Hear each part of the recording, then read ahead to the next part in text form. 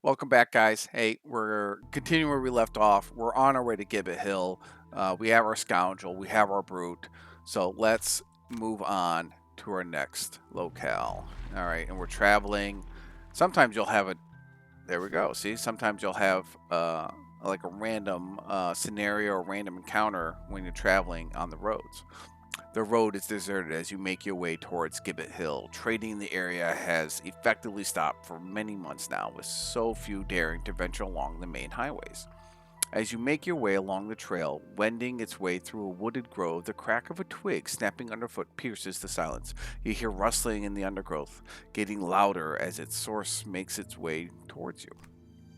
All right, so we have a Bandit Archer level 1, health 5, movement 2, attack 2, range of 4, and a Bandit Guard, health 6, movement 3, attack at 2, no range, so he's going to be melee. All right, he's going to be up and close and personal with us. So let's just go say hi and clear this path to Gibbet Hill so we can help out our merchant friend. Oh, and by the way, welcome back, guys. Thanks for continuing to watch. I appreciate it. This is just something I do for fun, just to, probably introduce my son to board games and things like this, so he has a better aspect of it. And just, I don't know, it's a little fun and passion for mine. All right, so let's go ahead and get back to the scenario. Right, this is your first proper fight. Looks like 2 clearings with a couple of bandits each. Oh, so we have a door we have to go through, guys. Just remember what I've taught you and don't enter the second clearing until you are ready. You can change your character's starting positions this time by clicking the white hexes, so choose a formation that suits you before starting your first turn. By the way, if you're struggling to make out objects and enemies in the undergrowth, you can press tab. Woo, tab. To highlight them. You can also see the turn of order of monsters of the same class this way. They will all get the same initiative from the card drawn for the class, but the actual order per monster on the class's turn is determined by their ID numbers. Lower numbers act first. So this is Archer 3 and this is Archer 5. Right? So he'll act first before this guy will. All right. Let's you know what, let's get him up there, and you know what, the scoundrel can move up there. All right. That way he can rush in and do some good damage. All right, so up here we got boots and heater shield. She only has a healing potion. All right. Kill all enemies in the rooms. Just toss a coin to your hangman. That's the name of it. All right. So let's see what we can do here. We have 1, 2, 3. All right. Select the card. All right. We want our brute. I mean, if we can push him to that trap, that'd be great. All right. So that's a pierce attack at that. Do we have that push attack? Ooh, we could do. We can move. All right, we'll do that later. Enemy attacks. Targets you instead of the allies. Let's just move. We don't have a push, right? We didn't get that card. Oh, there we go. Push 1. All right, so we kind of want to move 1, 2, 3 and push him into that. So we're going to do this. Definitely keeping sweep and blow. But we kind of want to move earlier. All right, so sweeping blow, we want to move. That's a bottom action. Let's go find a good top action. Ooh, then we could do here 1, 2. If we move here, push him. Can we go 1, 2, 3, 4? No, we can't get him with the spare dagger. We wouldn't kill him though. We could move, push him, and then throw a knife at him. Yeah, that's fine. Let's do spare dagger and move and push him. We're gonna go 27. All right. Our scoundrel moves pretty early, but we know we're gonna do some damage, so maybe she could take care of that guy. Range 4, attack 3. So we need to move her range 4. 1, 2, 3, 4. So we 1, 2, 3, 4. So we need to get her up to here, at least 3 movement.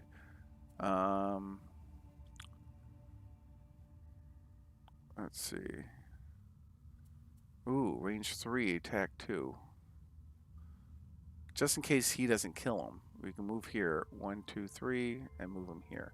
So we could do throwing knives, but we don't want to go before the brute. We want the brute to act, but we want to move 1, 2, 3. No, we need to move 4. Do we have? Ooh, move 5. There we go. And then we're going to... Where's that? Where's that target? I mean, I think the brute's going to kill him, but just in case. There we go. We're going to go 60, which is our first card that we selected, and we got throwing knives. Let's do this. All right. Oh, they're going to move one. Oh, they're going to go right before us. Oh, shucks. And they're going to create a 3 damage trap in an adjacent empty hex closest to the enemy. Oh, no. All right. This guy's going to move here and put a trap. Oh, they attacked us at -1, so no damage to us. Because they're only going to do 1 damage, and they put a trap there. And then she's going to put a trap here, and then completely almost block our path here. All right, so now things have changed. Do we want to... Yeah. All right, so we are going to just straight up murder this person. Yeah, let's do that. Because we're going to move first. I mean, I guess we can move first. Let's not click this. All right. How do we unselect? There we go. How do we unselect? Undo. There we go. I mean, we can move up, but I don't want to... move here. Oh, I'm pushing him into that. All right, so nothing's changed. We're going to move up and push her. Oh, wait. Push, confirm target, and we're going to push her into that. All right, good. We can still do it. Takes 3 damage, and then we're going to attack. What is her cards again? She could target 2, move 5. Oh, she's going to attack him anyway. So, I mean, I could damage her, and then she could pick up the 2 attacks on all of them. Let's do that. +0, so they both have 1 hit point left. Nice. Now it's going to be our bandit's turn. And our brute. So we're going to move her, because we want to get her in range of the target 2, but within 3 range. Right here. We're going to move her here. Actually, you know what? Right here. There we go. And then we're all going to be within range. We're going to target her and her. Confirm. And dead. And confirmed and dead. Nice. And we got +1.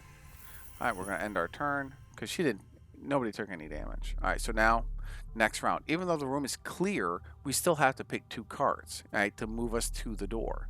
Alright, and we don't know what's on the other side of this door. Well, it looks like this, but we don't know if that's actually the map tile. So we have to get through these traps. But you know what? She can disarm traps. I know she can. Here we go. We're going to go that and move 6. Alright, so let's just move 6, and we're going to disarm a trap so we can get our brute through. Alright. Brute's going to move a little bit slower. He has a move 6, but you see how this is a burn card. Alright, so that means for us to move 6, we're going to use up the entire thing. We might actually do that. Move 4. There we go. We're going to go... Yeah, let's go a little bit later so we can see what the room is going to be like. So we have a move 4. 1, 2, 3, 4. We're not going to get to anything. Alright, and then... Oh, you know what? Maybe we can use a move 3. And we'll just jump over this stuff. 1, 2, 3. And we infuse the room with air. Let's do that. So this action infuses the room with elements, right? And then some cards feeds off those elements that you can use later on different rounds, right? To empower. So we'll have like skewer, right? Where if it uses the air, or use the air, the element in the air, which is the air element, and it gives you +1 attack and +1 pierce with an experience point, and you get to attack two hexes. All right, from your starting position to 2 hexes. All right, we don't know how to do that yet because we don't have any monsters, but we're gonna jump so we can put some air into the room, and then we'll just loot, I guess. There's nothing to attack. Yeah, we're gonna move, and then yeah, we're just gonna loot. That's fine. Alright, so she's going to just disarm this trap anyways, because it's going to give her 2 experience points. All right, and now she's going to move 6. So let's go to the door. 1, 2, 3, 4.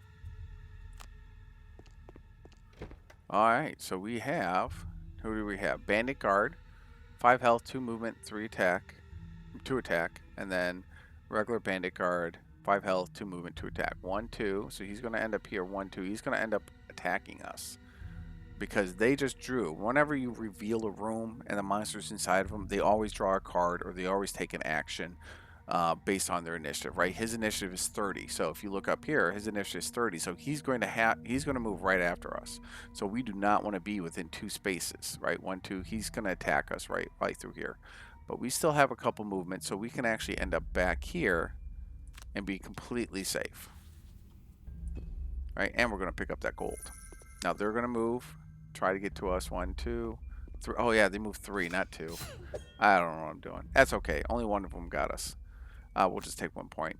That's our own fault. All right, so now, do we want to move 4? Doesn't get us any closer to them. All right, so undo. Let's just move 3. Continue with what we were doing. Oh, actually, no. No. Undo. Because we have our boots. We have +2. So what we're going to do is +2, and we're going to use our boots. Alright, so the boots gives us +2 movement in any single movement. So we are going to run all the way up here. This actually kind of worked out for us because then we have a leaping cleave, right? And we're going to stay, and they're going to be within our, you see this? They're going to be within our attacking sphere right here. Alright, we're going to skip movement, and we're going to do 3 damage to both of them, alright? Make sure you highlight the right hexes. Alright. Oh, +1, -1. So one guy took 4 damage, one guy took 2 damage. And we're going to end our turn. Round 3. So we kind of want to go early so we can beat them. So let's do a shield bash. Yeah, let's go early. Let's do a provoking roar. And then we have an attack at the bottom. And let's do a trample, just to make sure. Trample, we're going to jump over them and attack them as we're jumping over them. Yeah, because these are the last 2. There's no other door, so it doesn't matter what cards you use, like burn cards or anything like that, because this is the last. This is the last round. It most likely is the last round. So do as much damage and as much as you can. So we're going to do. Yep. Nope. Boom. Alright, and then our scoundrel, she's going to do a bunch of damage. Alright, add +2 attack and gain experience when the target is adjacent to any of your allies. Well, they are. We can also poison, move and poison both of them. Oh, okay, so we have...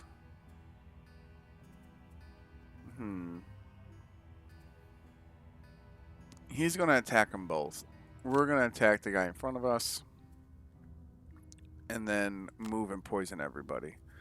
Alright, so we're going to attack 4. They're going to move 1. Oh, they're going to throw knives at us or something. Move 1, range 2, attack 2. So they're going to try and do a range attack. So they're going to want to be away from us. But they're not going to do too well. So I'm going to have my scoundrel move over here. Right? And she's going to poison both these guys. Poison is another status effect where you just add 1 damage onto...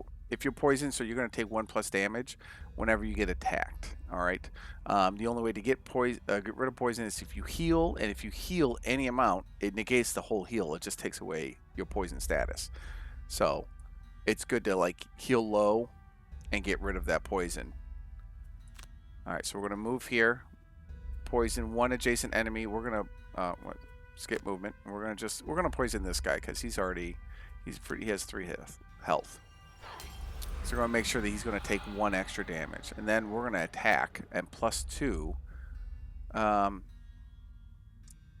know, let's just go for the 3, all right? I mean, the Brute's probably going to take care of this guy. It's going to give us an attack of 6, right? Because of the poison, it gives us +1. So we have 3 + 2 + 1. So it's 6. Guys, math. Oh, and we actually got +1 modifier, so we did 7 damage. Kicked its butt. All right, now the Brute... has 1. We're going to attack with a disarm, so he can't attack anymore. We're going to attack with a disarm, and he's just going to die. And that's going to be the end of the scenario, but you finish out the round. All right, so he's just still going to move. You know what? Here, this is a good way to do it. So you have your top action and your bottom action, right? Well, if you didn't like your top action or the situation's changed, you can just always pick the default action, which is 2 attack for the top action, or the bottom actions is 2 movement. Well, we don't want to do that because we still want our experience point, but we're going to move here, just jump 1, and then we're not going to attack anything. There's no attack. We're going to end our turn. We're going to burn it. You see how it turned red? That means red, that's burned. It's done. We're going to end our brute's turn. Nice victory. And we picked up gold at the end. So at the end, you kind of want to, like, use your cards, get some as much experience as you can for the scenario, and pick up as much gold as you can. All right, quest complete. We unlocked Gibbet Hill. Ah, the joyous sound of gold coins in the pocket, but what to invest it in? Perhaps I should get some minor mana potions back in stock. It's about time you learned about the fundamentals of magic. I know a spellweaver who should be able to show you a thing or two, and at last I heard from her she was researching a stone circle in a forest nearby Gibbet Hill. With all these monsters about, we ought to check if she's okay. Alright, so let's go get the spellweaver. And yep, unlock. We're going to have bandit guard, 6 health, 3 movement, 2 attack. Let's go get our spellweaver. Asking around in Gibbet Hill, you are directed down a forest path towards some long-forgotten ruins. As you reach a clearing, you hear a commotion ahead. It seems some bandits have cornered an Orchid woman. Is this who you have been told to find? Alright, Spellweaver has run into trouble out in the forest. Help her out. Let's do this, guys. Let's help her.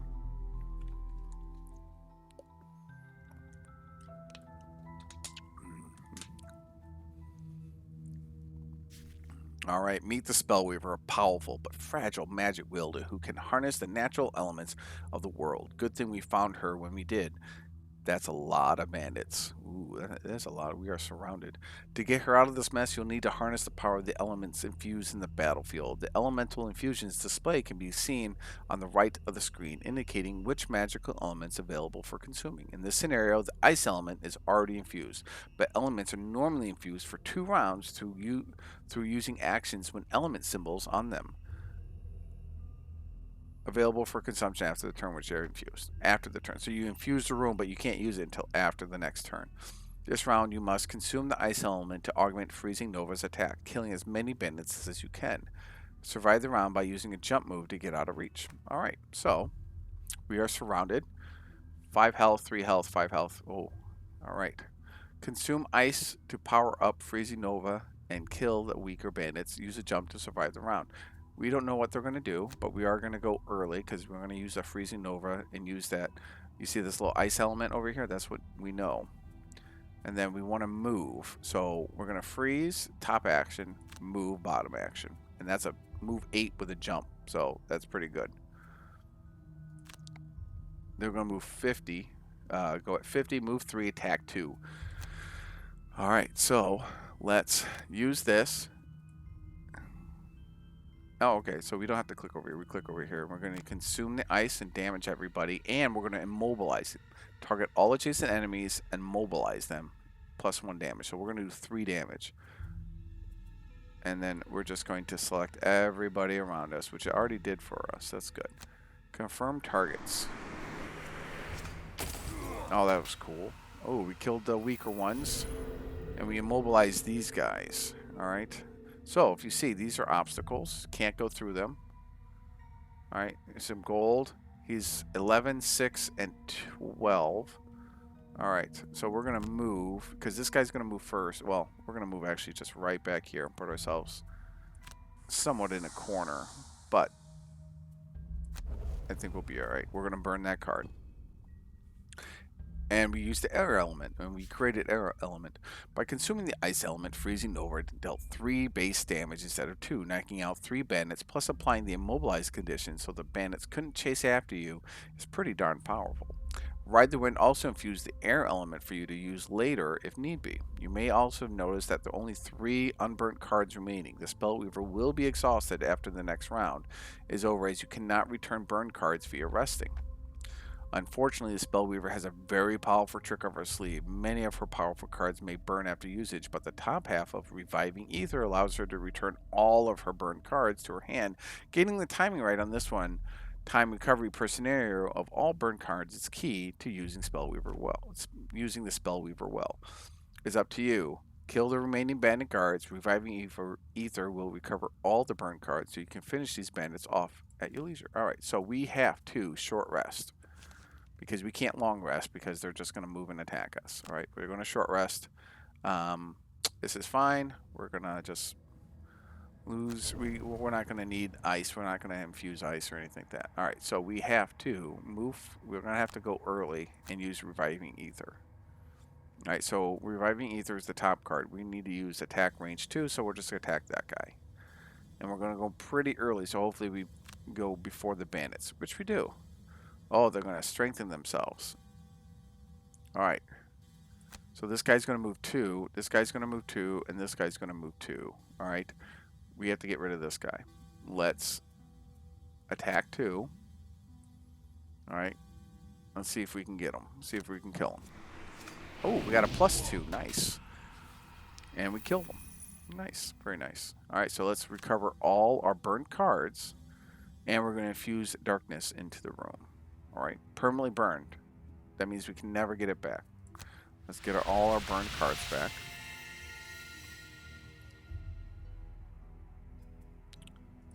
And boom. Now they're going to move 2, and then he's going to move 2, but I think he's only going to move 1. Yeah. Because he wants to get to this space, and that's the quickest route. And they strengthen. That means that they're going to do advantage. That means they're going to draw 2 modifying cards, and they're going to take the best one. So we want to kill them before they come. So this is range 3, attack 2, and then see, can we kill them both? There we go. Fire orbs. We're going to target 3 things at 3 range and do 3 damage. We want to go. Is that top action? So we want heal. We're going to heal ourselves. Do we want to heal ourselves for 4?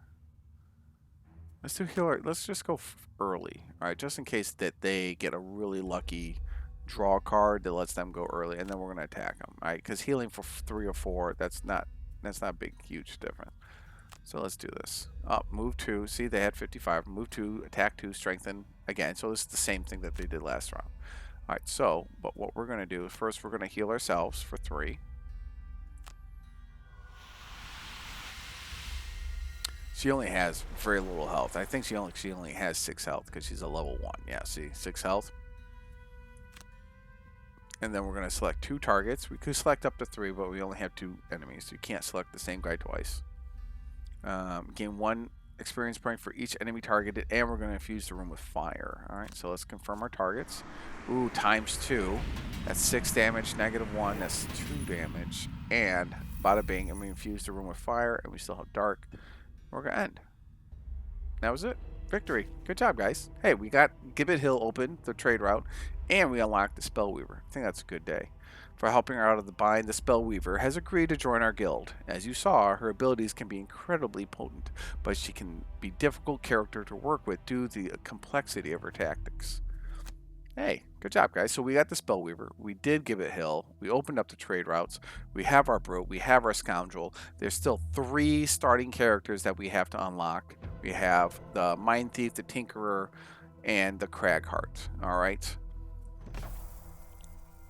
So let's see what we're going to next, and then we'll end it for the day. That's the Elemental Schools of Magic covered. Perhaps we could do with recruiting someone who understands high-tech contraptions and such. I swear there's a Quirtle tinkerer messing about with a power core or some other artifact in the tavern not too long ago. Ah, good call. I heard he was looking for fellow explorers to investigate a tomb nearby. Barkeep said he set off yesterday. Sounds to me like the sort who might be interested in joining a guild such as our own. Let's see if we can find him. Alright, so we are going to go after the Tinkerer next. Alright, guys? Thanks for coming by. Keep watching the channel. hopefully we can get you into Gloomhaven, get you into board games, get you into digital board games or anything along the lines of that. I love board games. I've been playing them since I was a little kid. I remember the first time we ever played board games, we used to play Monopoly on a daily basis. I know the the terror of families and the breakup of families and marriages is Monopoly, but we used to play it all the time. I also played Hero Quest.